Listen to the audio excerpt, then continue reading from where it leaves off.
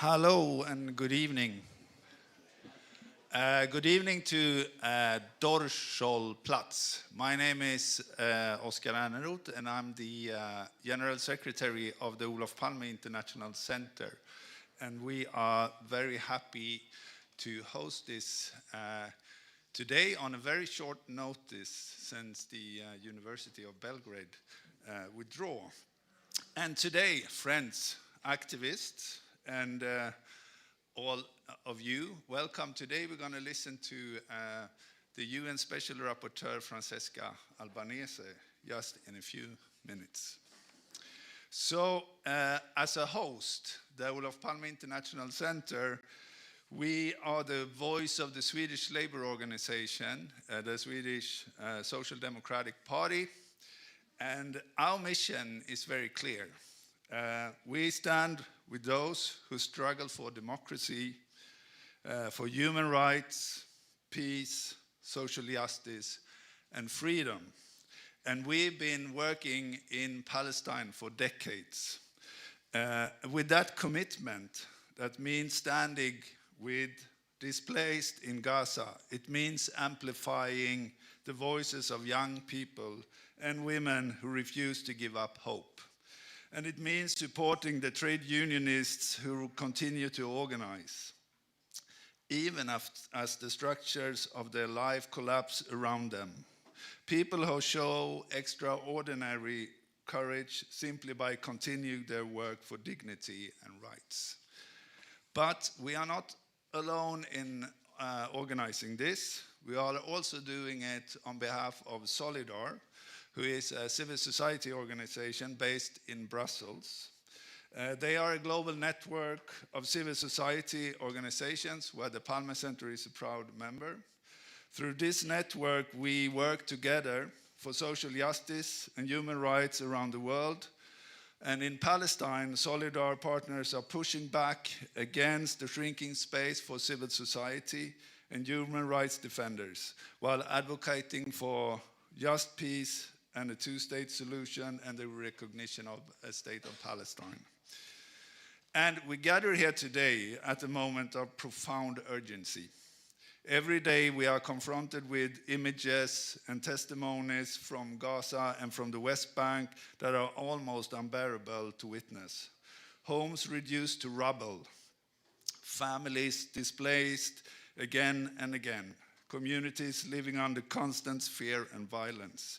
And yet, your presence here today is the proof that solidarity is alive, that people across the world refuse to look away, and that the call for justice continues to grow louder. And as working for the Olof Palme International Center, you have to do one quote a day from Olof Palme, because he's a quote machine. And he once reminded us that international solidarity is not an act of charity. It's a moral obligation. He believed that peace is not merely the absence of war, but the presence of justice. And today, justice is being denied.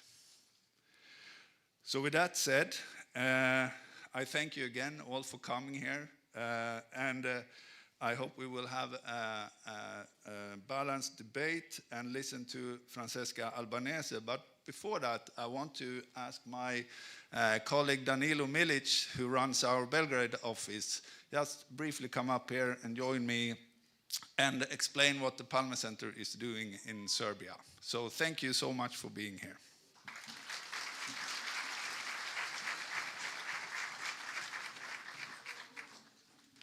Dobroveče svima, siguran sam da vas to ne interesuje mnogo, ali kratko ću. Hvala vam prvo, jedva da vidim od ovih svetala, sad shvatam kako je rok zvezdama, konačno sam uspeo bar do negde to da uspem, ali hvala vam prvo, bilo je neverovatno videti da je za 3 sata nestalo sve karte koje smo predvideli za ovaj događaj, pa smo morali još malo da proširimo na prijateljskoj bazi.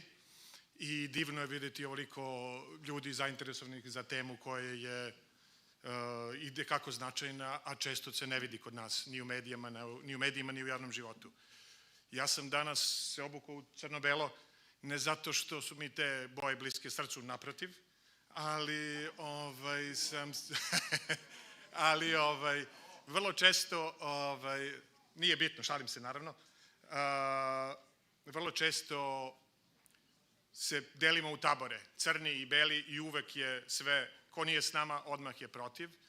I to je naravno doživjela i Francesca, ona će vam pričati malo više o tome, ali i mi ovde svedočimo to svaki dan, da često stvari ne vidimo onako u kompletnom svetlu, već samo delimično, a Olof Palme je možda izgubio svoj život zbog toga, pokušavajući upravo da bude taj glas razuma koji nije bio ni ako si s nama u klubu, to je to, sve ti verujemo, a ostali su neznalici, neprijatelji, šta ostalo. I došli smo do toga da danas smo, čini mi se, i u Srbiji, a i šire malo od toga podeljeni nego što smo ikad bili. Mi u Srbiji radimo najviše ekonomsko i socijalna prava, isto ljudska prava onima kojima se malo manje priča nego o političkim i građanskim. I radimo to sa organizacijama civilnog društva, malobrojnim, i mi koji radimo to sa strane smo isto malobrojni i nažalost čini mi se da ta tema ne dobija ni približno pažnju koliko bi trebalo. Ali dobro, tu smo gde smo. Hteo bih da se zahvalim samo ukratko i organizacijama koje su pomogle mnogo u tome da se ovo danas desi. To su Centar za politike emancipacije i Fondacija Rosa Luxemburg. Tako da hvala im mnogo na tome što su zajedno s nama i još nekolicinom vrednih ljudi to nam omogućili. Tako da dosta je bilo nas. Pozivam Francesca Albanese, specijalnu izvestiteljku Ujedinjenih nacija za Palestinu, italijansku...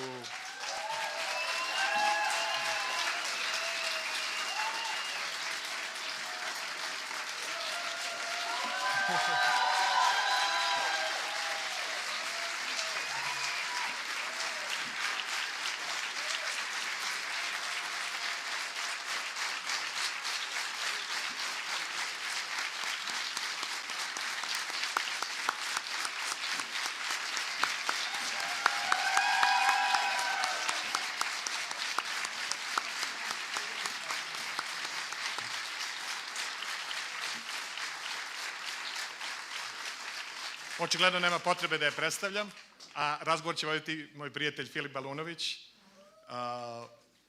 čovek koji ima mnogo uloga, između ostalog piše knjige, među njima i Beda ljudskih prava, jedna od njih. On je naučni saradnik na Institutu za filozofiju i društvenu teoriju, kao i docent na Fakultetu za medije i komunikaciju. Izvolite.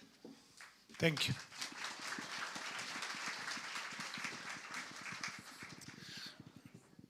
Well, welcome and good evening.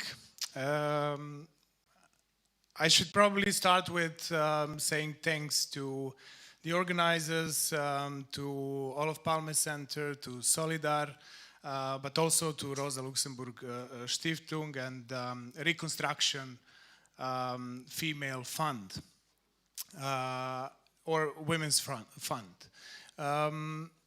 This evening we have a pleasure of talking to a special rapporteur for the occupied Palestinian territories, Francesca Albanese, who is being under constant pressure, but also who has not given up and will not give up from speaking truth about what is happening in Gaza at this moment, what has been happening ever since the genocide started in Gaza. One of the main things, or the main issues behind the possibility of conducting genocide in Gaza, but also in many different parts of the world throughout history, and I would start from that question, is the point of dehumanizing those against which the genocide is conducted. And the history of dehumanization of Palestinian people and the narrative behind it did not start in 2023. It started way before with statements of some of the Israeli prime ministers from 1969, for instance, Prime Minister Meir, who said that there is no such thing as Palestinians, which is a narrative that until nowadays is present in part of not only Israeli public but also global public. So I would start by asking you about the roots of this dehumanization of Palestinian people, something you have been extensively writing about in your reports, but also saying in your public statements. Thank you very much, Filip, and thank you all for being here and for welcoming me with such a warmth. It's a pleasure to be in Serbia and tonight in Belgrade with you. Yeah, dehumanization is one of the root causes of crimes toward others, especially when the other is a collective. And I can't recall a moment in history for the past 100 years during which Palestinians were not dehumanized. Of course they have been dehumanized. They have been dehumanized by the British who arrived to their land breaking promises. They had made conflicting promises, but promising to help the Palestinians, the people of Palestine, to achieve independence had they helped defeat the Ottomans, which is what happened. And then they were betrayed because eventually the Palestinians became in the United Nations precursors, the League of Nations, in 1922. They became the non-Jews of Palestine when the League of Nations decided that the British could help create a national homeland for the Jews in Palestine. And of course, there is no question that Jewish people were enduring the most horrific crimes, and they had done so for centuries in this continent. But the Palestinians didn't have anything to do with that. Rather the contrary, the Ottoman Empire and Palestine, as part of it, had been welcoming people kicked out of Europe for centuries, including Jewish people. And but the problem is that colonial countries back then supported the creation of the State of Israel, and not because it was a way to pay back the Jews, because it took decades to recognize the harm done to the Jewish people of Europe. So the Palestinians have been dehumanized, meaning they've been made invisible. And they have been invisibilized through this narrative. Palestinians do not exist, Golda Meir said. So what was the word that was printed on her passport? The first passport that she had when she arrived in Palestine from Eastern Europe. She got a passport that had the word Palestine on top of it. She was a citizen of British Mandate Palestine, like all the Palestinians who were kicked out by Israel at its creation between 1947 and 1949. And they have been dehumanized because the international community stopped seeing them as a people belonging to a land, as any indigenous people in Canada, in Australia, in the United States, and other places in the world have also endured. There have been refugees, there have been people in the occupied territories. Today, we call the people in Gaza Ghazawi. They're not even Ghazawi. 75% come from modern-day Israel. So you see, the dehumanization, the first layer of dehumanization is not recognizing who these people are. Palestinians, as Edward Said used to say, orphans of a homeland that existed and is no more. But still they exist as a people. They have reconstituted themselves as a people. And in the past decades, Israel has made them, especially during the occupation, which started in 1967, they've been treated as the enemy, not as the protected people under occupation. There are rules even when you conduct wars. There are rules even when there is a military occupation. And Palestinians have been treated as an encumbrance that had to be uprooted. They become killable, displaceable, torturable. I mean, if you look at the staggering numbers of those who have been arrested and detained over 55 years until 2023, I investigated this, nearly 1 million Palestinians had been detained, at least once.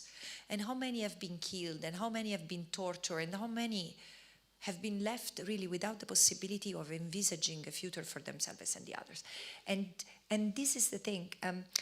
So dehumanization is the constant factor of an oppressive regime. Apartheid is premised upon the dehumanization of the other. Genocide is premised upon, is made permissible by the dehumanization of the others. Years ago, I read a testimony of a soldier who asked why he would kill, I mean, the Israeli soldiers would kill and beat and arrest children. He asked, which children? Because they don't see children. They are young adults at best who are like terrorists in the making, unquote. So you see the humanization run deep. And then, of course, what happened on October 7 ignited a rage and the fear in the Israeli society that they've not gone out of still. It's not 900 days from October 7, it's 900 days of October 7. This is the mindset. And so Palestinians they've been called Amalek, they've been called monsters, a nation responsible, there has been genocidal logic, but as I was saying, it comes from afar. And it's a huge responsibility for the international community not to have prevented and stopped what Israel has done in the last 900 days. You mentioned the international community, which fits well to my next question.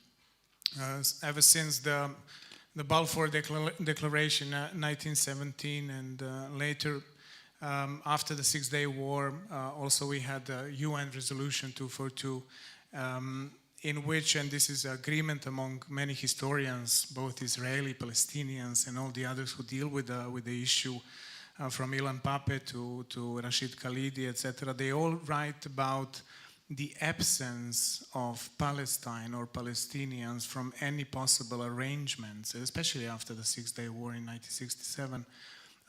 Whenever the Palestine was at the table among the great powers or at the table of the international community, it is always, as Ilan Pape writes, the negotiations were happening above Palestinians' heads, so they were rarely involved in these negotiations and talks about their destiny. What's the responsibility? I would say what's the role, but I would rather say what's the responsibility of international community, international institutions, and especially the great powers in the destiny of Palestinian people? Yeah, of course, but the dehumanization of the other is not a prerogative of Israel. I mean, there is an very interesting and instructive book by Rashid Khalidi, Iron Cage, that explains how the colonial project, without even mentioning as a colonialism in that part, but he explains how the land between the early 900 and 900 and until after 1948, the land has been taken from the Palestinians. And it's not that the Jewish migration from Europe, surely there were persecutions from Russia, Ukraine, and then in Europe, in Nazi Germany, and in fascist Italy, and in Vichy's France, and pretty much everywhere in Europe. The Jews were aggressed, attacked, discriminated against, and threatened. So no question. However, they didn't move to Palestine seeking refuge. They went as part of a colonial project, and this is a reality.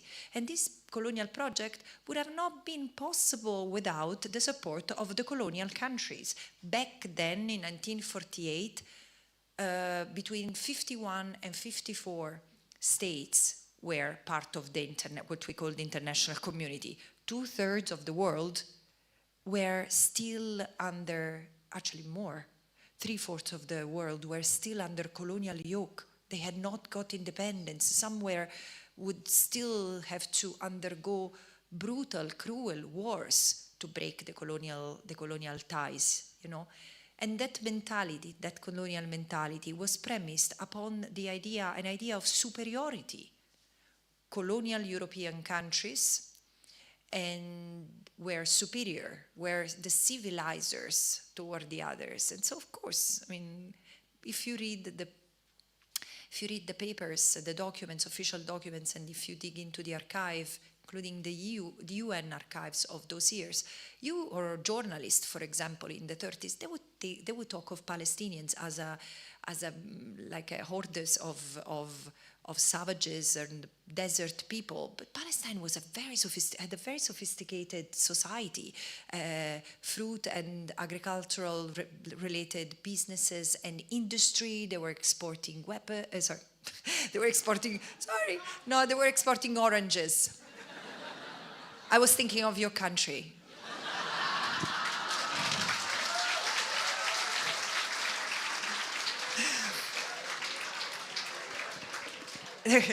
They were exporting. Sorry for distracting you.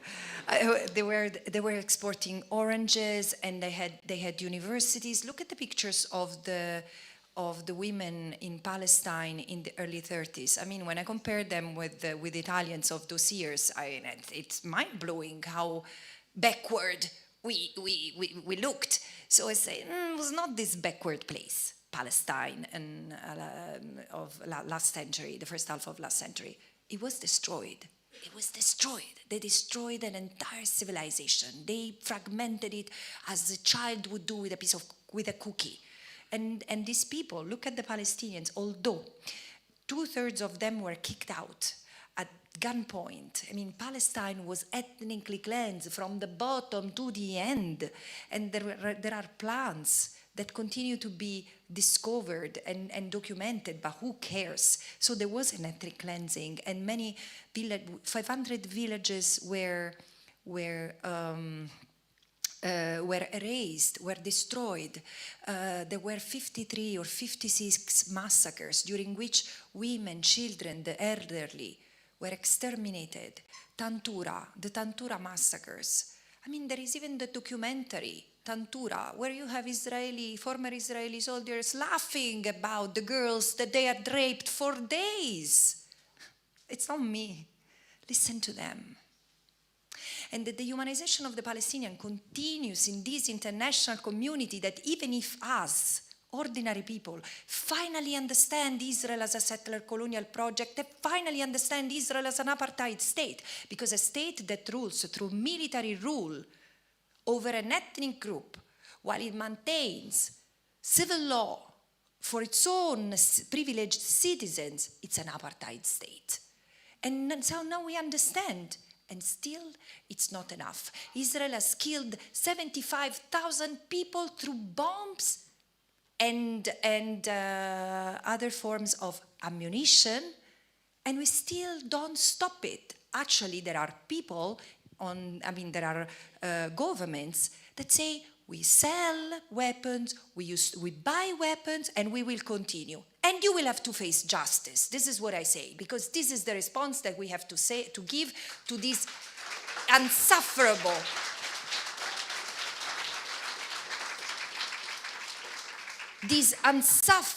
hubris and discrimination that is really based on dehumanizing the other. So again, I mean, we can talk about for hours about that, but I think that this is enough to kick off discussions. And how come that after the Second World War we had the Universal Declaration of Human Rights, which in a way essentialized human rights, saying that, or arguing that human beings are value in itself, regardless of who they are, regardless of their skin color, whether they have state or they don't have state, etc., as an answer to the atrocities of the Second World War, Holocaust being the biggest atrocity of the Second World War. How come that all the things, and you mentioned colonialism, colonial project, you mentioned settler colonialism, which is specifically applicable to the contemporary situation in Gaza and the West Bank, but also to the history of Palestine from the Second World War onwards. What was the response by the international institutions having such document at hand, that human beings are essentially, there is an essential value in them, even regardless of the fact that most of the great powers didn't talk about Palestine as a state? Palestine has been central to the life of the United Nations since the very beginning. The question of Palestine is one of the first issues that the United Nations had to deal with as an international question. So it's not that it was not relevant. The way they've actually, in the first documents that you find in the UN archives, they talk about the future of Palestine. And after the creation of the State of Israel between 1947 and 1949, it becomes the question of Palestine. So the question is problematized. It's not about the future of Palestine. The future has already been decided. And it's Israel and what remains of Palestine. Because you remember, Israel was created inside Palestine.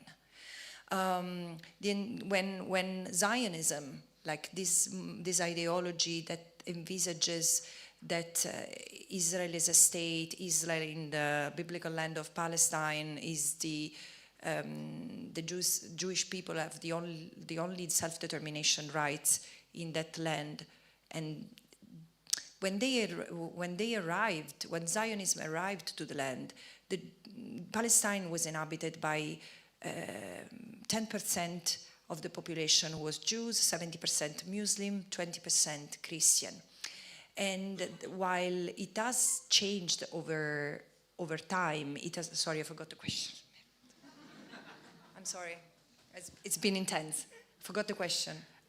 Essential. No, essentialization, sorry, mamma mia, embarrassment. No, so I was saying,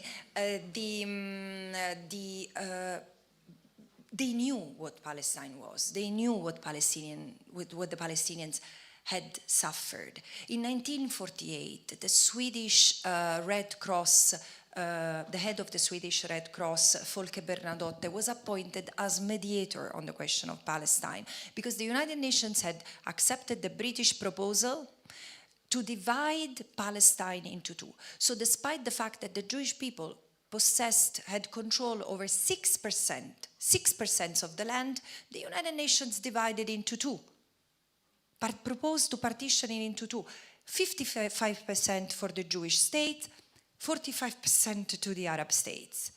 They exported the model that they had tested in this part of the world into the Middle East, dividing people according to ethnic lines. That has always been a disaster, you know that. But I'm the best place to talk about that. But and it has not worked. It has not worked in India and Pakistan. It has not worked in Palestine, and the British have never apologized about that. But still, the international community has endorsed it and has maintained it. And how it's possible that they told themselves they recognized human rights while the question of Palestine was in the making, while 3/4 of the international population was under colonial yoke, because that was a promise. But we should, as I was saying this morning, we should stop telling ourselves the comforting story that all of a sudden, after the Second World War, we decided to be good and we entered international treaties and all of a sudden we embraced freedom. It's not true. It took 20 years, including to a country, to many countries in Europe. I won't mention anyone because people are sensitive in this part of the world. But I'm not talking about Serbia for once. I was talking about Germany. No, but it took years to recognize what had been done to the Jewish people. Read Primo Levi. When Primo Levi, Holocaust survivor from Italy, wrote, "If this is a man," he spoke perfect German and he wanted to check the German version. And the Germans didn't want to publish it. They said, "It's not true, it's an exaggeration, it's relativizing the danger we were facing." You see, so it's not that they all of a sudden embraced the Jewish people. And it's not like the Jewish people were all of a sudden, after the concentration camps the gates of the concentration camps were open, it's not that all of a sudden people were welcoming the Jewish people. No, the British, the United States, and Great Britain were turning back boats full of Jewish refugees from Europe. This is why it's clearly they had no other place where to go. This is the thing. But so we have passed the Universal Declaration for Human Rights because there were good people. There have always been good people in the system. And this was the promise. There was a moment of weakness. There were millions of people who had been killed. And so we said, okay. Probably we have been too brutal toward each other. So let's agree about this. But then the politics do not change as much as the good intentions of good people. And this is why I want to say, it seems to us that this is the darkest moment in history. It seems to us that we are going back. Not really. Yesterday, I was in a podcast where the interviewer told me there is someone who says that the border is no longer a border when you get there, when you get too close to that. Yes, we have reached the limit of the freedom that the system has allowed to us. So either we stick to it and we get smashed against the wall, or we broaden the frontier of the space of freedoms and rights. What I'm trying to say is that we have done better. I mean, until 50 years ago, there were countries that were practicing torture on a regular basis, were punishing inmates by burning their bodies with boiling oil. There were people of color kept in zoos until 50 years ago in Europe. And there was segregation and racial segregation, and there was apartheid. I'm not saying that all of this has disappeared. But today, clearly, we have a human rights conscience. So having human rights in the Universal Declaration for Human Rights has inspired human rights treaties. Treaties have been ratified also because of the push of people like us, those who have been fighting for the recognition of equal rights for women, those who are still fighting for recognition of equal rights of women and the queer community and indigenous people. The decolonization wouldn't have happened without people rebelling, revolting, and unfortunately, to remove colonial oppressive regimes. Sometimes you need the use of force. Sometimes it's been violent. I'm not saying you should be violent. I'm saying this is what history tells us, that the oppressor doesn't live on its own will. You see what I mean? Look at Algeria. It's been brutal, the war of independence of Algeria. Brutal. But why the French didn't get out of Algeria and let them enjoy the independence without, still today they cannot cope with the fact that they've committed massacres in Algeria. So this is why I'm saying today my hope against this darkness is that people are getting together. They understand that the genocide is not acceptable, that we have responsibilities toward it. It's not normal that countries continue to send weapons to the country to the state which is accused of committing genocide, war crimes, and crimes against humanity. This is why I don't think that eventually human rights have been essentialized. Human rights have been given, I put there as a promise and as a container that now it's up to us to feel and refeel up to the point we will be all equal, satisfied and free. This is what I think it is about.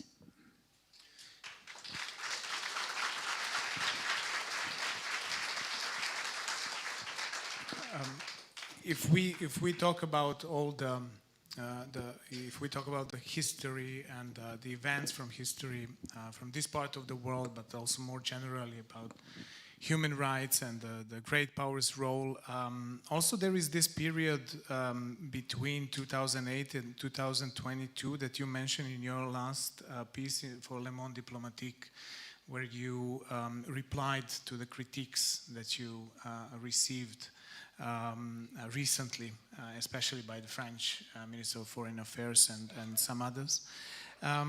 And then for the first time, I see these numbers from 2008 to 2022. There were 6,000 people killed, 6,000 Palestinians killed, also 1,200 children killed. And in that piece, you also mention a concept that drew my attention, which is the concept of unchilding, taking away the childhood from the kids in Palestine. Can you please elaborate? Yeah, look, if I look at the question, first of all, I wrote that article on Le Monde Diplomatique because I really wanted to put things in context, but I think that the Minister of Foreign Affairs of France have been received the right response already by his own people and its own media, so I was fine with it. But just, I thought that it was important to put in context the aggression against human rights people, human rights advocates, human rights defenders, human rights experts, which provokes the fury of those in power more than the fact that some of their homologues are inciting to commit brutal crimes for 900 days and with impunity. I mean, I've not seen any reaction of the kind that the French Minister of Foreign Affairs had toward me for something I hadn't said, by the way, against any Israeli leaders who has incited to genocide and ethnic cleansing. So, look, I think that what it boils down to is that colonialism is torture, is, as I argue in my last report, which was published yesterday, constitutes a torturous environment for those who live under colonial yoke. Meaning, people are naturally not free to determine themselves, violation of the right of self-determination. Because what is the right of self-determination? It's the right to exist as a people. As simple as that, which means either you have your own state or you are protected as a minority. Palestinians cannot do that because they are kicked out of the land, and kicking them out of the land means violence. Violence, forced displacement, home demolition, and if they resist or if they do not resist, they are likely either shot or arrested. And when they are arrested, it's difficult that they return to life healthy, as a healthy people. The Israeli jailing system has always been brutal, and I've documented it early on in my report. And if you look at what it means, life under Israeli occupation, as life under Israeli apartheid, enforced through military rule, through the eyes of a child, you see nothing but despair. And this is why I use this term that is not my invention. It's used by a Palestinian scholar, Nadra Shahub-Kevorkian. She says Palestinians, Israel, with its domination over the Palestinians, unchilds them, deprives them of childhood. Because a child is forced to live without the tenderness, without the lightness, without the silliness of being a child, but really the lightness, because they are forced to carry heavy weights that are far too big for their little shoulders. The fact of the constant fear of going to school and not find your home when you go back, it's real. The fact that you can be arrested on the way to school or from school, or if you encounter a settler, or a terror squad, as the settlers in the occupied Palestinian territory should rather be called. It's very easy to lose a parent, killed or taken by the illegal occupation army, because the occupation is unlawful. Even the International Court of Justice has said that. So it's very difficult to be a child and to grow peaceful and loving. And I don't know how the Palestinians do, because seriously, despite all what they have endured, they remained peaceful and lovely. And yes, part of that population has resorted to violence. Regrettable as it is, I continue to say that we cannot tell the story of Palestine as the story of the last 900 days or the story of one day out of 100 years, if you see what I mean. And the Palestinians, I mean, now the unchilding has become one of the extreme. If you think that there are over 20,000 children, there were 20,000 children 5 months ago, 20,000 children 5 months ago who had been killed by traumas or by bombs or by sniper fire. And then there are the same number of children who have been left orphans in Gaza alone. We are talking of Gaza alone. And then there is the same amount of children who has lost a limb, at least one limb. I've seen kids with one elbow only left. No legs, no arms. I mean, there are 700, there are really babies who have remained limbless without having even crawled one day of their life. And how do you call it? I mean, call it unchilding is even extreme, but genocide is a crime intended against the people from the very roots. And this is why I say we have been really fool not to recognize what Israel was preparing for the Palestinians, because it's exactly from the treatment of children, 700 of them arrested every year for 15 years. And we in the United Nations were writing, but everyone, including human rights organizations, were writing reports recommending Israel to be gentle with Palestinian children in their military jails. And this is the problem. We get used, we normalize the violence to a point that it becomes itself dehumanizing of in this case, of the Palestinians. What are other indicators? Thank you very much. I was about to ask. We are talking about genocide, and we're talking about different dimensions of genocide. Probably the most difficult one, or the most sensitive one, being related to the cases you just described with Palestinian children. And you've been struggling as an international lawyer to push international public into direction of accepting that the indicators for genocide in Palestine are present. There are cases before the international courts. Can you talk a little bit about, in general, the indicators that show us clearly that there is what you call in international law the genocidal intent?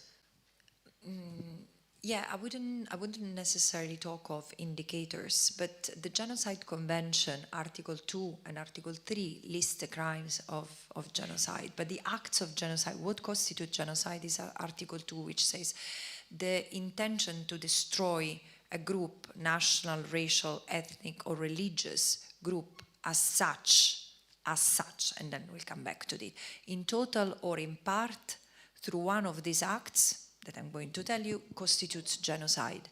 So these acts are acts of killing, acts of infliction of severe bodily or mental harm to members of the group as such. The creation of conditions of life calculated to destroy. What does it mean? If I leave you without water, without food, without electricity, without medications, why also carpet bombing you and also telling you, go there and bombing you there, come back and bombing you here.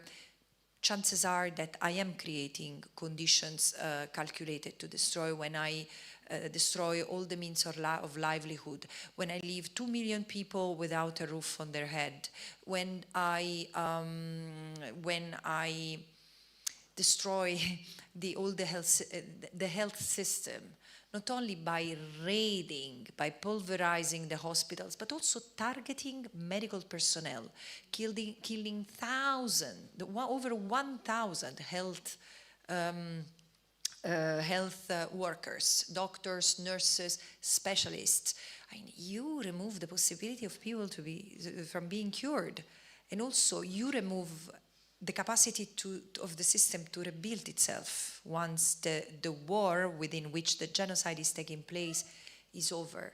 And then there is the inflicting suffering, as I said, but also the prevention of birth, which is one act that I've not investigated by the Commission of Inquiry on in Israel and Palestine has, and the subtraction of children. So these acts are crimes in and of themselves, but also constitute genocide when there is the intent through these crimes to destroy a people as such. And indeed, this is why lawyers speak of double intent. So you kill the people intentionally, you deprive intentionally the people of food, water, medications, which are crimes under international law, are war crimes, but also, or you torture people, torture thousands, imprison dozens of thousands, without charge, without trial. These are all crimes in and of themselves. But if behind it there is the intention to destroy the group as such, then you are also committing genocide. So this is the genocidal intent. The genocidal intent, you cannot distinguish it from the identity or the words or of the perpetrators. You recognize it from the identity of the victims. They have one only thing in common, belonging to the group targeted for destruction. Then they can be women, men, old or young, or even babies. They can be nurses, doctors, journalists, unemployed. They can be praying, or they can be sleeping, or they can be fighting. They're all treated like the same, an encumbrance to be killed, or to be destroyed. This is the other thing.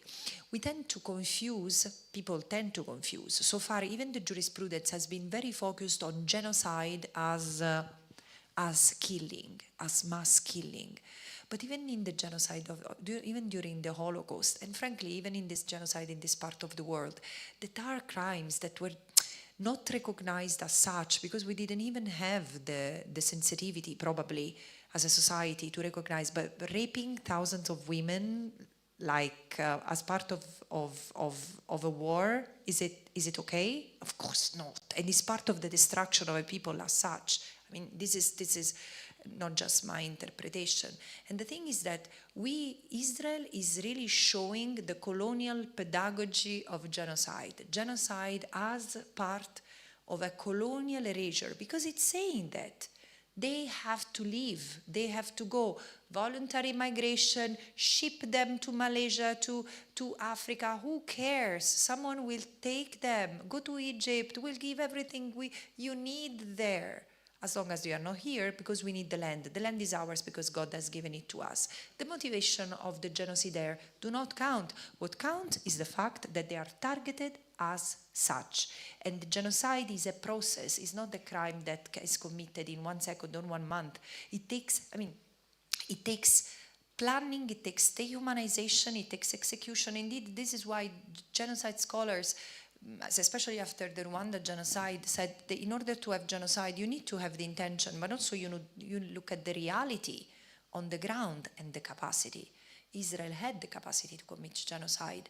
This is why the moment the International Court of Justice in January 2024, also recalling the jurisprudence of Bosnia versus Serbia, in which he said the moment a state has there is a signal, there is a sense that act of genocide might be committed. This is when influential, especially in states with influence, need to intervene and prevent the genocide. This is the thing.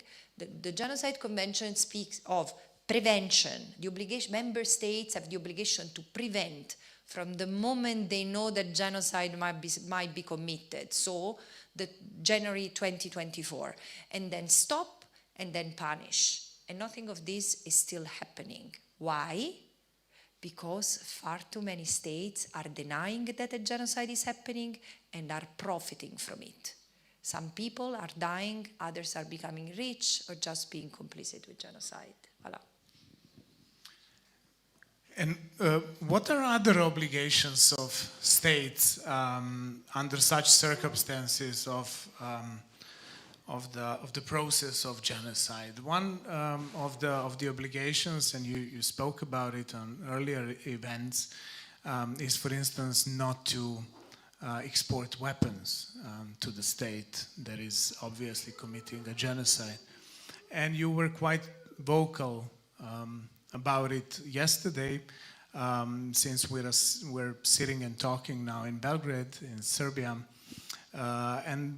Yesterday you said, during your media engagements, actually referring to a country that is not, actually that is exporting weapons to Israel in spite of its obligation, according to international law, not to do so under these circumstances. Actually, this is something that was openly and publicly said by the President of the Republic in which this space is now.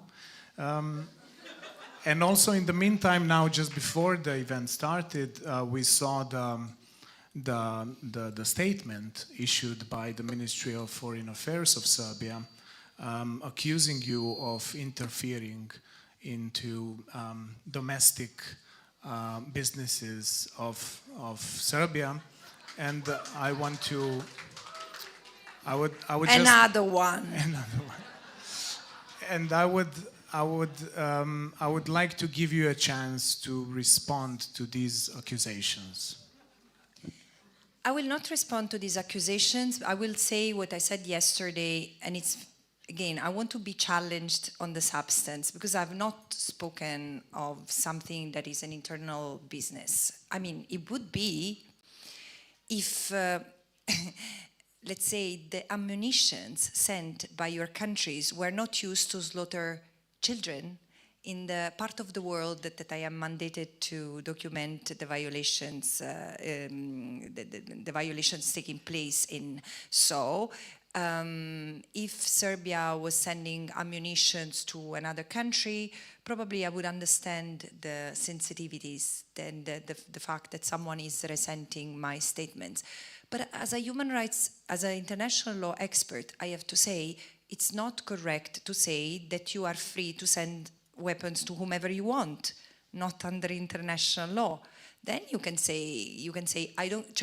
There are two things that cannot stay in the same sentence. It's the fact that you are sending weapons to a country, to a state which is accused before the International Court of Justice of genocide, that puts an obligation upon you not to transfer weapons, not to aid and assist in any possible way. All the more because International Court of Justice has declared that the occupation is illegal. And until and unless Israel dismantled the occupation, withdrawing the troops, dismantling the colonies, and allowing the Palestinians to return, including by paying reparation, member states cannot engage with it. Otherwise, they are supporting the illegality of the occupation. So even taking the genocide, putting the genocide aside, it would be problematic for any country to transfer weapons to a state that maintains an unlawful occupation through its military system. And so it's likely to use those ammunitions against the occupied people. You see the point. So international law doesn't sit well with this. So what I said is that this country, like my own country and the other countries which are transferring, selling or buying weapons, selling to or buying weapons from Israel, are violating international law, including a 2004 deliberation of the International Court of Justice, which in the genocide proceedings instituted by Nicaragua versus Germany reminded member states of their obligations not to transfer weapons to a state which is committing violations of international humanitarian law. So even if, again, we take genocide aside, the International Court of Justice has already said that member states cannot send weapons. So this might be an internal matter too, but from all sense and purposes, and as far as I'm concerned, it's a problem that concerns the international community, under the auspices of which I conduct my mandate and I speak. But of course, the reason why I'm telling you this is because this genocide is not going to be stopped by the current governments. Can we be honest about that? I mean, I always tell myself that had I been born in 100 years ago, I would have not been silent. And this is the proof that what I say is true. Had I been born 100 years ago, had I seen what our ancestors were doing to the Jewish people and others, I would have not been silent. And this is why I cannot be silent today while another genocide is committed. And it's committed with the complicity of the very international community that has promised never again.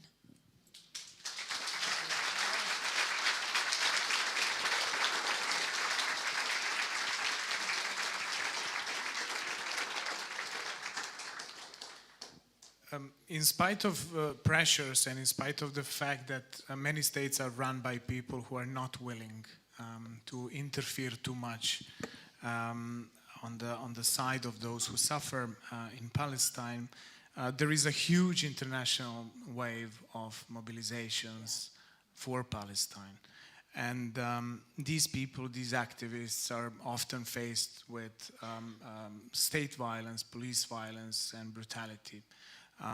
How do you comment, and we spoke about it a little bit yesterday as well, even in the, let's say, in the second part of the 20th century, we had many wars against which the international mobilization was active. This time, in your home country, in Italy, we witnessed mass demonstrations, even organized by trade unions, and it was really impressive. The images from Italy went all over the world, including Serbia. What is your I mean, how do you see this?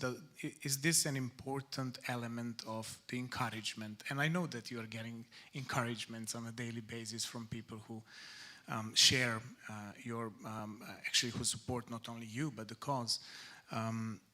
Is that how important is this international, transnational mobilization for Palestinian people? Okay, let's be very honest. I mean, I know that I'm pretty active to be in the UN bureaucracy. I'm quite atypical. However, it's not because, frankly, I enjoy going around the world trying to awaken people's conscience instead of enjoying my beautiful family. It's that I feel the urge of this time. I feel the horror of this time. I see people dying, people being slaughtered. I mean, as we speak, when you will hear what I have to say to the Human Rights Council in next week, when I will lend my voice to the torture survivors who continue to endure the practices that I've been documenting, because it's not that I can use the past tense. You will understand. So I've been asked by the Human Rights Council to monitor, to document and report on the violations committed by Israel in the occupied Palestinian territory, and to engage in activities that might help this mandate, which eventually aim to advance the protection of human rights. I mean, it's not a cause for me. It's really a UN commitment, and naive as it might be, I really believe that we need multilateralism. We need to be protected by this agreement that member states, on the basis of reciprocity, accept to limit the use of force in order and think twice before waging a war. This is the multilateralism that is being broken. But this is a multilateralism that has also revealed finally, not like exposed the limitations it had. the fact that this has never been an equal system. It's been for 80 years an unequal system, because when the Security Council is not made of equal members, but there are 5 who can use their veto power. Who are you in 2026 to exercise the veto power? So this is an aberration. It's an anomaly in a system that calls itself democratic. But again, we are not going to change that. I mean, that system is not going to change by itself, because those who have privilege rarely turn into good Samaritans and give that privilege away. It requires always a shock, some cultural shock or some revolution to push that border I was referring to below a bit forward. And I think that this moment has the potential to provoke that revolution that make us more human. Like, look, I mean, we are who we are better than in the past because there have been people who have fought the system, who have spoken truth to power. Otherwise, the slave trade would have not been.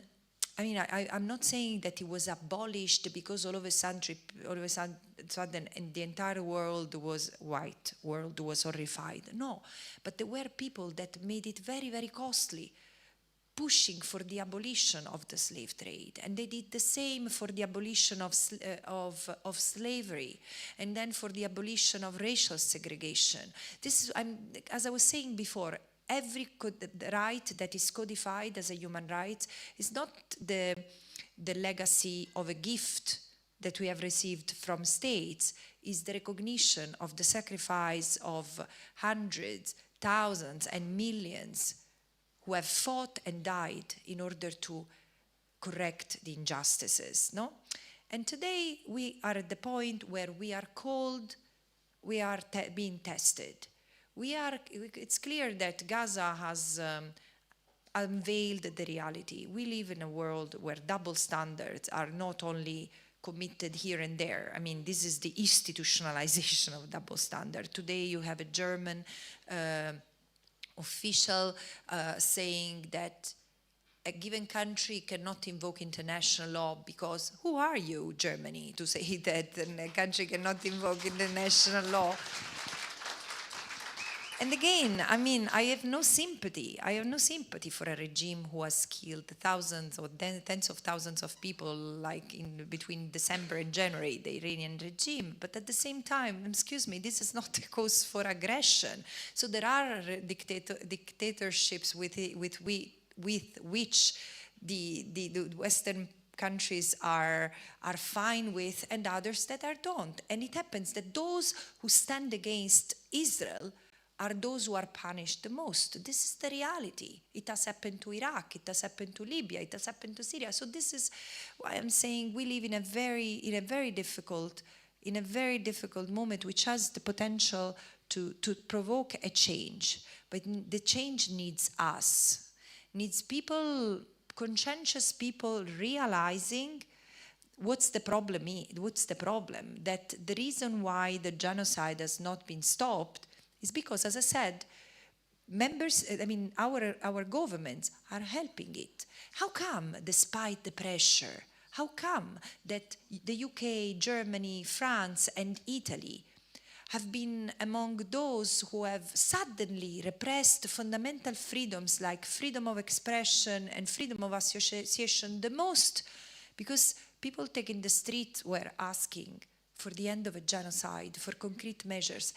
And this is the thing, this is a system. It's a system that connects centers of powers to Israel. Israel could have not been committing these crimes alone.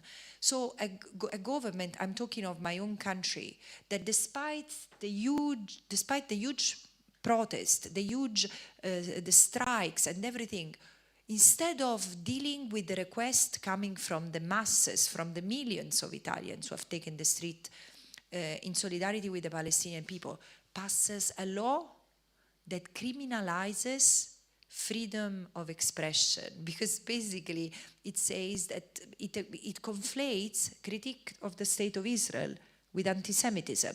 So what I'm saying if the law is passed, the law that the parliament is considering is passed, it will, I will have committed a crime. So, and again, it's more work for us. It's more work for us because we will have to challenge this law and bring it to court, and the court will consider it unconstitutional. But you see how much effort it takes. So what does it mean? That, guys, we need to take care of politics. We need to get, I mean, this is not something that can be done by procurement. We need to check on the people we elect in general, and look at us, I mean, European Union, we are still outside, so I cannot even blame you for that. But as Europe, look at the leaders we have. You have millions of Europeans who protest against the genocide, and we keep on through our leaders on celebrating and recognizing the genocide there. So I think it's critical that we understand how strategically we can win this over. And I think that, first of all, we need to inform ourselves better about Palestine. And it's not difficult. Today, it's much easier. Israel is understood as an apartheid state. 5 years ago, it would have been impossible. Now it's better understood, better documented as a genocide. Look at what Israelis themselves have to say. Please invite Israeli activists here. Invite those who have written a report which is called Our Genocide, and ask someone in the Ministry of Foreign Affairs to read it, please. You don't want to talk to the Special Rapporteur? Fine. Talk to the Israelis.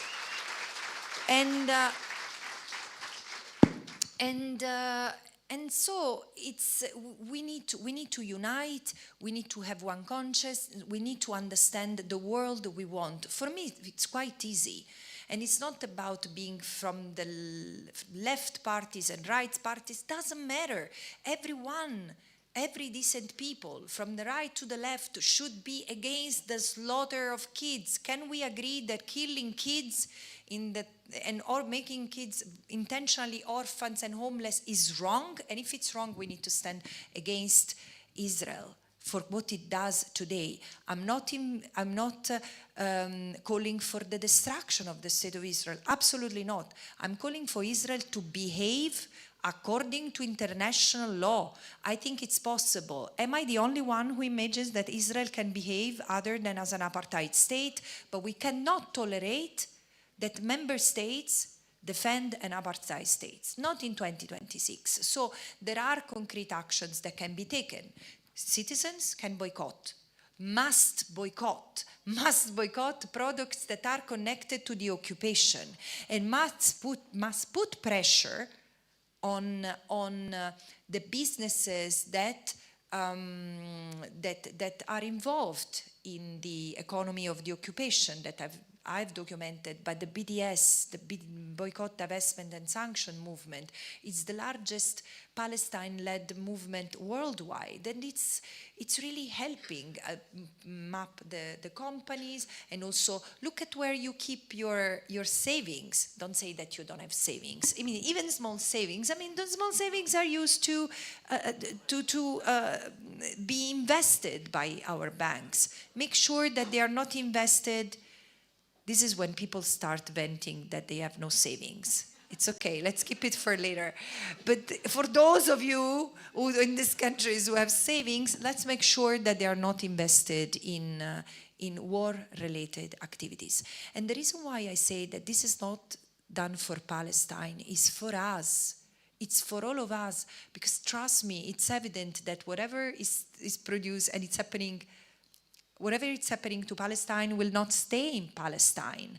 The weapons, the containment technologies, the unconventional weapons that are developed and used to annihilate today the Palestinians might be used one day against you or against people in this country, especially the refugees and asylum seekers communities, who will be the first victims of these containment strategies that have been tested in Palestine. And of course, there are so many other things that can be done, but we can talk about that as we go.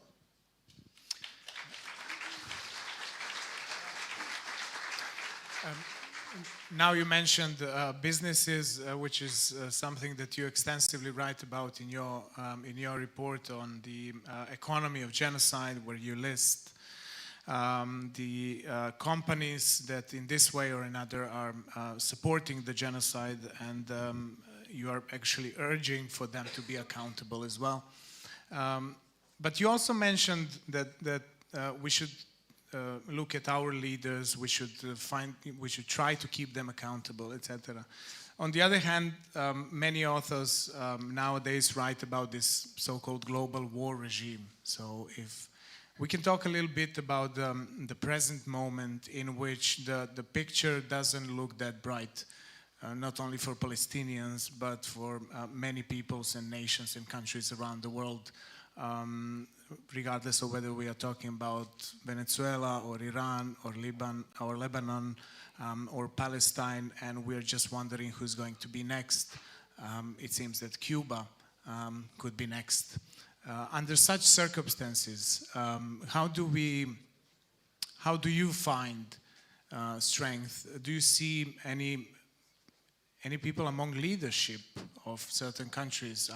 First to my mind is the Prime Minister Sanchez in Spain, but also let's say the progressive line of the Democratic Party in the United States, Alexandra Ocasio-Cortez, or the new mayor of New York, or Bernie Sanders, of course. Do you see this possibility of new political figures coming to power in different countries and becoming leaders of the change you were talking about? Certainly there are European countries like Spain and Slovenia that have really behaved, and I mean Slovenia was, I think, the first country in Europe that, or among the first country in Europe who denounced. Much respect for the Slovenian people. And, but also the authorities. I mean, I was received by the president, the prime minister, a number of ministers, and they're amazing. They're really responsive. So you see, I mean, greatness, I told them, greatness doesn't come with size. So it's, power doesn't come with size, in fact. But these are also governments that can say what they say. Surely they have principled leaders. Having someone decent in power is a good start. I understand that sometimes, I'm talking of my country, sometimes it's difficult because we have ministers who say, oh, I have international law. Yeah, up to a certain point, who cares about international law? This is the concept. So it's disgraceful to have leaders who speak this way, because it means that they don't even understand the constitution that the country has. However, these leaders in Slovenia and in Spain can say what they say also because they have a strong population behind who's been really for 2 years not only taking the streets but taking concrete actions. You have had Spanish lawyers suing companies like CAF, which is a Basque company that is helping to build the railway station, the railway in the occupied Palestinian territory for Israel, and they have extraordinarily coordinated dock workers who have committed not to be serving as ports for goods directed toward the occupation and the places of genocide, as the Italians have done. So what I'm trying to say, and the scholarship, the scholars in Spain have been phenomenal. So each part of the society has done what they had to do. No one has been silent. Even when the government was not among those that denouncing the genocide. I mean, Sanchez has been amazing, but he has become increasingly vocal because he knows that he has a strong country that demands it to be principled. And this is why I say the same should happen to us. I mean, this country, I don't know if this is something that it's necessarily understood here, but everyone was looking at you during the students' protest that became national protest. And it's been amazing to see over 1.5 years this sustained action, whatever the reasons have been, because then they say that I interfere with internal politics. I'm not talking about the reasons you were protesting for. I'm saying the fact of sustaining with sacrifice, helping each other, providing food, providing means to each other. This is what I mean by acting organically. Organically, as a body. A body is made of different limbs, of different organs, but it functions with one brain and one heart and moves all together, hopefully protective toward itself. And this is the test for humanity that starts in every place. Is Serbia, are the Serbian people able to stand together like the scholars, the constitutional experts, the parliamentarians, the journalists, and the activists and ordinary citizens? Are they able, also remembering that this country as well and the Serbian people themselves have experienced the torment of being dehumanized across history several times, and also in order to turn the page with the past? Because I say, really, Serbia has already been associated with genocide once. It's been already, why not to use this as an opportunity to say, no, I really stand against this? Yeah, I think that you have all the reasons not to be associated with this genocide.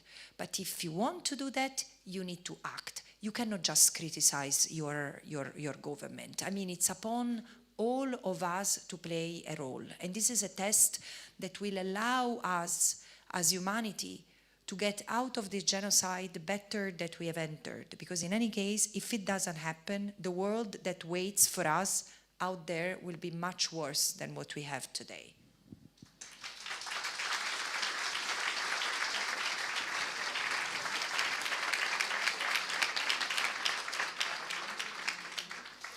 I think this might be a good moment for opening the floor for the audience and for questions from the audience, even though I have difficulties to see you, but I will try.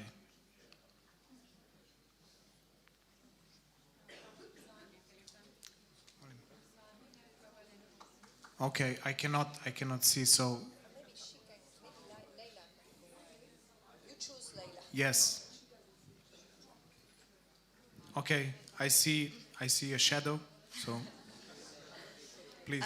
Hello, my name is Duška. I'm archaeology student at University of Faculty of Philosophy, University of Belgrade, and my master thesis is actually connected to destruction of cultural heritage and breaking the Hague Convention in occupied Palestinian territories. So, thank you. My question for Francesca is, in your opinion, does international law currently recognize the destruction and appropriation of cultural heritage in occupied territories as a structural component of colonial domination, or is it still treated merely as isolated war crime? And can we call the destruction of cultural heritage and history also as a mean of committing a genocide?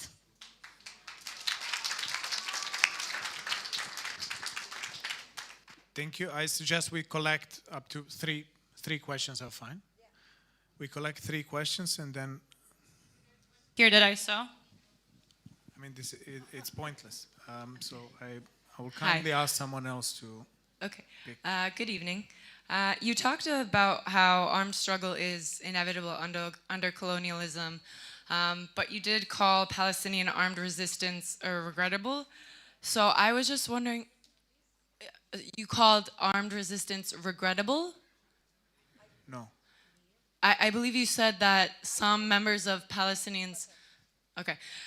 So I was just wondering if you could talk a bit about the equation of violence of the oppressed with violence of the oppressor. If armed struggle is codified under international law, why condemn Palestinian armed resistance? Thank you. Can I have one more? Hello, my name is Vladan. I'm member of Queer Zbor Beograda, which can be translated as Queer Citizen Assembly of Belgrade. At the moment, we are doing a small campaign about boycotting Eurovision because of Israel participation.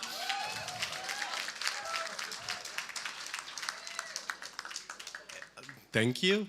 And I wanted to ask you to talk a little bit more about how Israel is using culture to promote a genocide, to set aside talks about genocide, and to further establish its dominance in the land and dehumanize Palestinians. Because I heard that you mentioned it in some interviews, and it's a very interesting topic.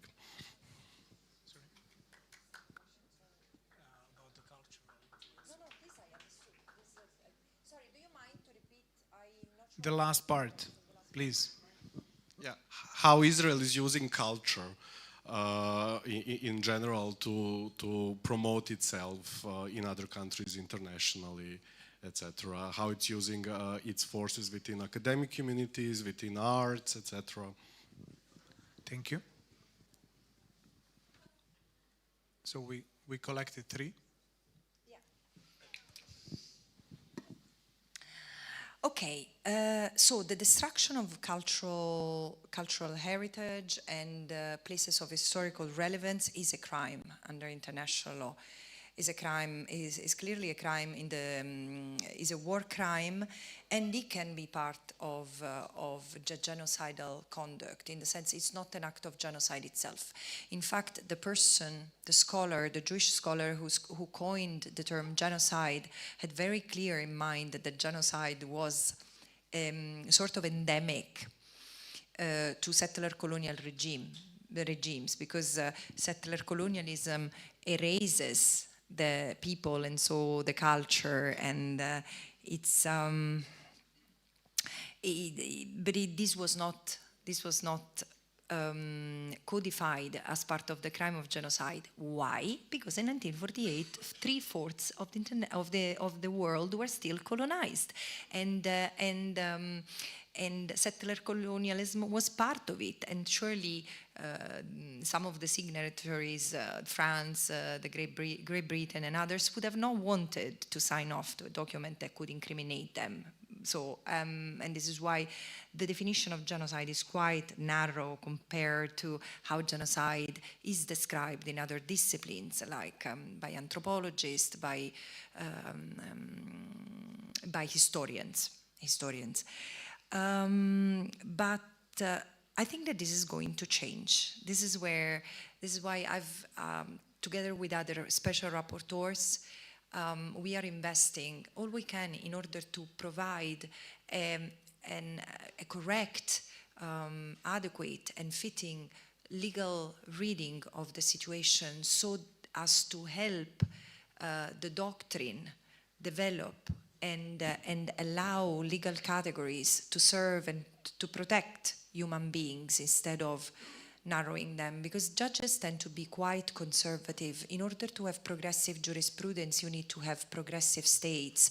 The reason why the Israeli occupation was declared illegal with such a firm and strong analysis is because 60 states had made submissions. So the court was sure that that was also not just the law, but state practice. And here the genocide jurisprudence of the International Court of Justice is not very developed. There are 2 cases that has been dealt with now, and a new one with Myanmar, and the 4th one with Palestine. But so this is why I think we need to try to advance as much as possible the debate. And we need to talk about that. So I'm really glad to see researchers, young researchers and students devoting their time and their focus on this. Particularly because, and this is something I say as a legal scholar, as a legal expert, we tend to, we lawyers, but this is something that even doctors do.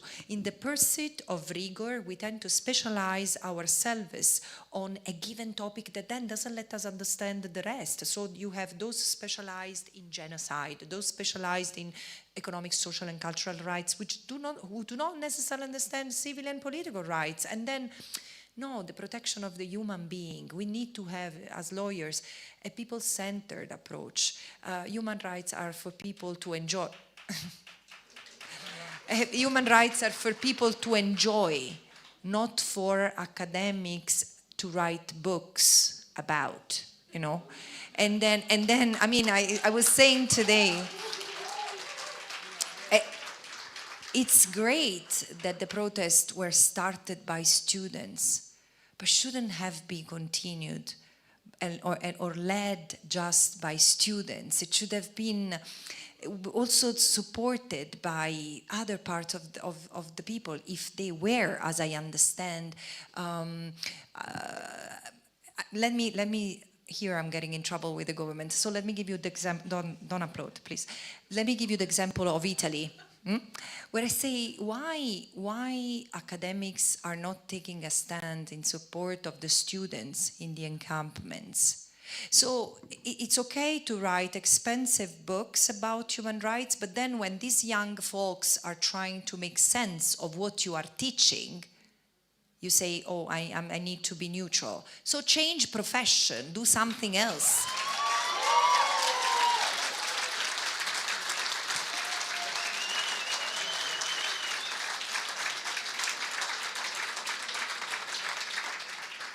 But at the same time, I also have a sort of critique for the solidarity movement, because, and I didn't condemn the armed struggle at all. And I'm surprised that this question is asked, because I've taken so much garbage for what I say about armed resistance, but I can take garbage from everywhere, including the fact that armed resistance is protected under international law, and as many other rights. I mean, there are rights that are much more protected than armed resistance and are violated. The right of self-determination is an erga omnes obligation, okay? So member states should intervene every time the right of self-determination of a people is undermined. The right the right to resist is the flip side of the right of self-determination. Like the right to defend itself is the flip side of sovereignty. You see what I'm saying?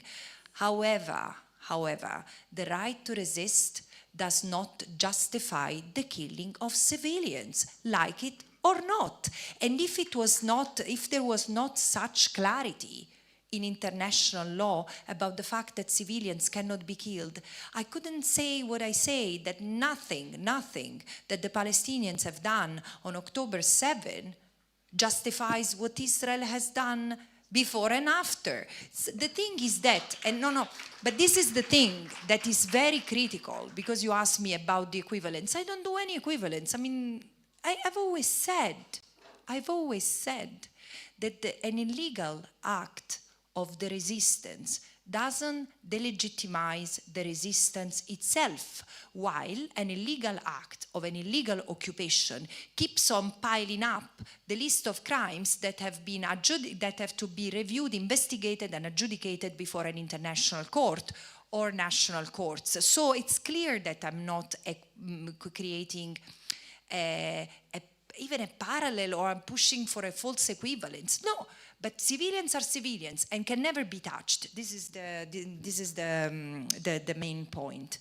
Regarding, when I was smiling when you asked the question about whether I had in mind any activities of where the State of Israel is promoting cultural appropriation in foreign countries. I mean, look at where we are. I mean, in this place, there is the, how do you call it? The falafel festival. People, do you know where the falafel comes from? It's Palestine. It cannot be, I mean, the moment you sponsor, and I'm sorry, it is what it is. The moment you take money from an event funded by the Israeli embassy, because it's called falafel festival, you are not only taking money from an embassy who states is committing genocide, war crimes, and crimes against humanity, you are also contributing to the erasure of the Palestinian people, because the Palestinian food is one of the things that is being sold by Israel as part of the colonial erasure of these people, like it or not. Again, and this is not even new. This is not even new, because there are the film industry, the arts scene, and this is not just Israel. I mean, do you remember the film, the movies, Hollywood movies during the 80s, Rambo, or what was the other one? Rocky. I mean, to talk about the politicization of a movie. Everything was crafted so that you could hate the other, and it's been done also through filmography. Look at don't watch Fauda, but there are some series that are made to hate and despise the Palestinians, and it has been in the arts, it's been in filmography, it's been in the literature, it's been everywhere. But the point is, I respect arts. You want to produce and celebrate the Israeli military. Do this, but not. Then let the possibility, as an artist, you have the right to do that. But it's you, ordinary citizens, that have to choose whether to support it or not. This is the thing. I'm not for proposing to cancel culture. I'm just about proposing not to accept funds from organizations or from the emissaries of the State of Israel, which are clearly using their influence and their power in order to silence, including the solidarity with the Palestinian people. Thank you. We have time for 2 or 3 more questions before we close the conversation. I see over there, someone is showing me. Yeah. Yeah. Hi, everyone. Hi, Francesca. My name is Sini Shai. I work for the United Nations as a business and human rights advisor. Last year, you published a report on the role of businesses in supporting the genocide. For those who are unfamiliar with your report, can you tell us just a bit about which businesses you were talking about, how we as citizens should treat those businesses and try and hold them accountable, and what the effect of your report has been nearly a year onwards on those businesses, whether there's been any effect in terms of their support to the genocide? Thank you. Thank you. We have one more here. Buonasera, dobro večer, good evening, thank you very much.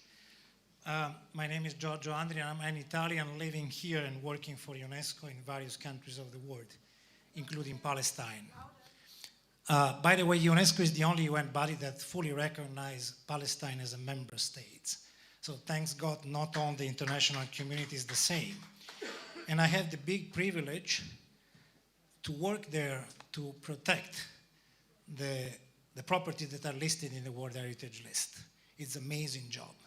And I'm teaching at the Bethlehem University Cultural Diplomacy. So I'm here to thank you on behalf of all my students that are resisting there, fixing the Nativity Church day by day, hoping that you will come to see us soon and giving the big message like in I Saw Ramallah book, because when someone is being unrooted, he's unrooted forever. Grazie mille.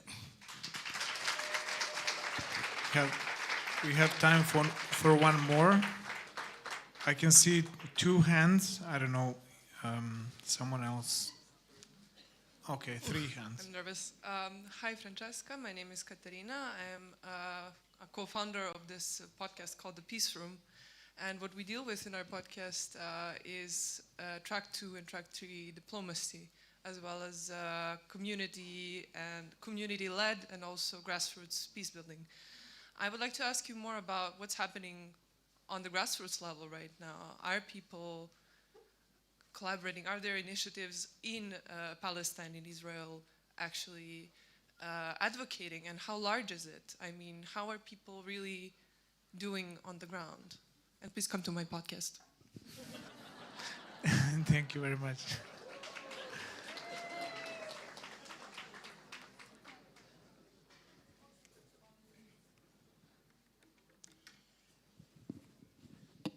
I'll try to be really brief. So I've been investigating the genocide for 2 years now, and first I took really an X-ray of the military acts, that the military conduct and why it they could constitute acts of genocide, and then after 6 months, things had not stopped, and I said, okay, just let me explain why it's a genocide, because Israel is planning to ethnically cleanse the land, and in the meantime, it's committing war crimes, crimes against humanity, and also acts of genocide. And then I kept on wondering why this genocide doesn't stop. And a year later, 1 year later, I had produced 2 reports. One is the last one, the report looking at the conduct of state. Over 60 states have provided political support, military support, and economic financial support, ideological justification to Israel. This is why I say Gaza is a collective, what happens in Gaza is a collective crime.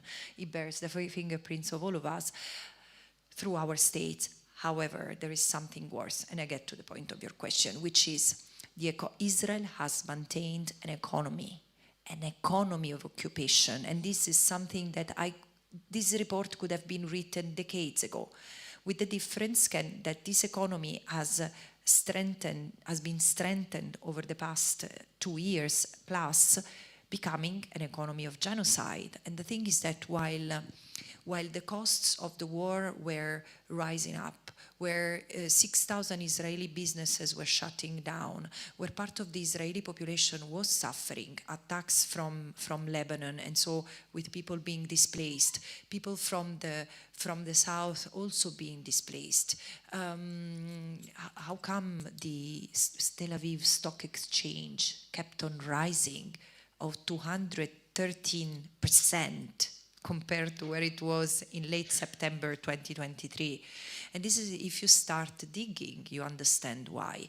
So Israel has, first of all, uses the private sector to displace and replace the Palestinians. And this has not been costly for the Israelis.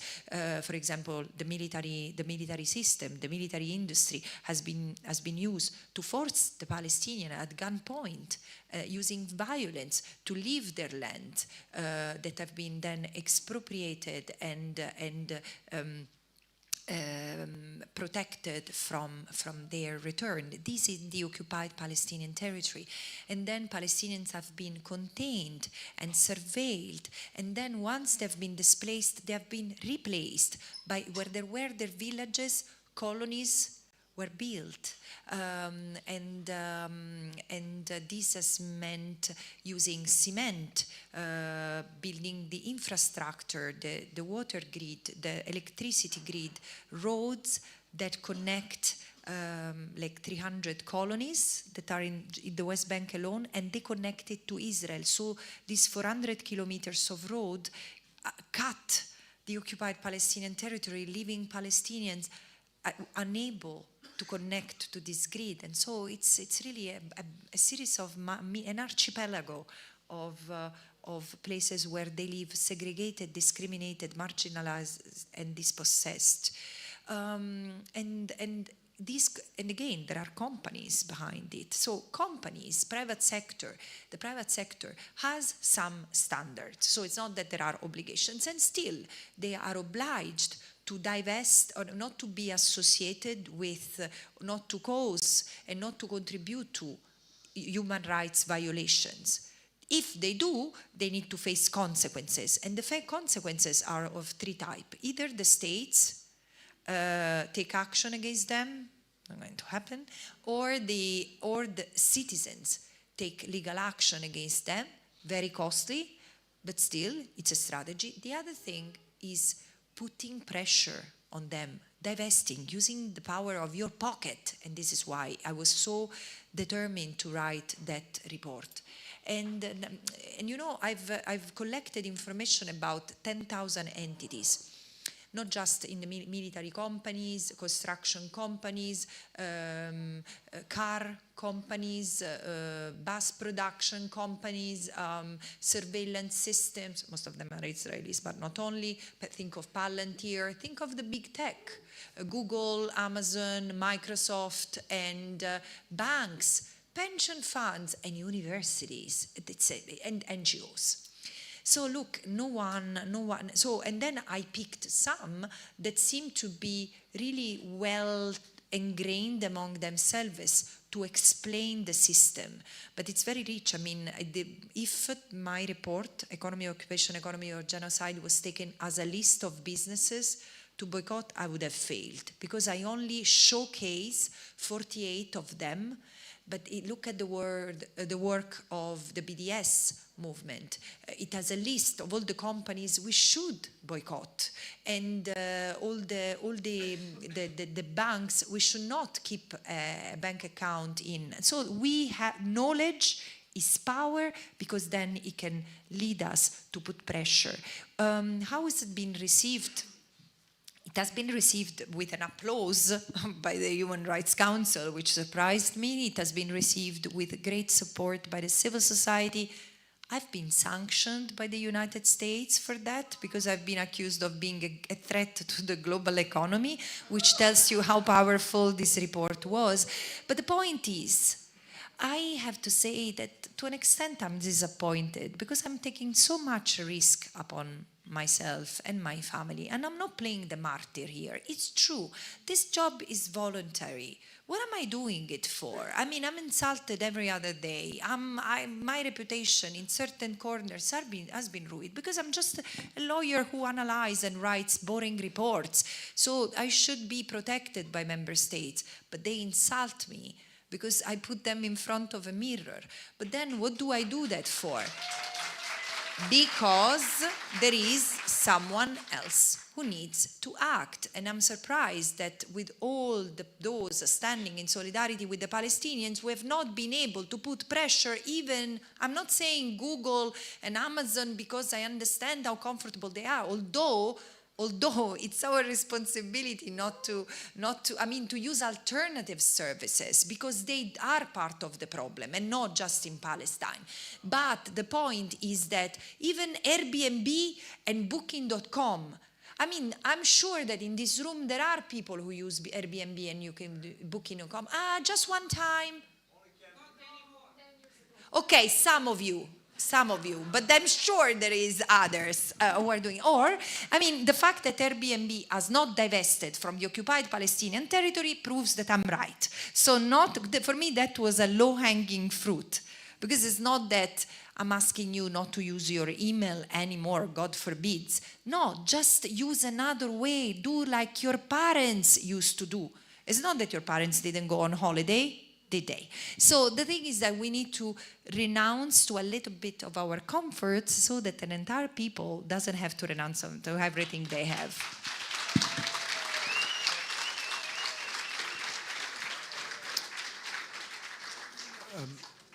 I think I will say this on behalf of all the people who are in this room. It's been an honor hosting you in Belgrade, Francesca. Thank you very much. Thank you so much.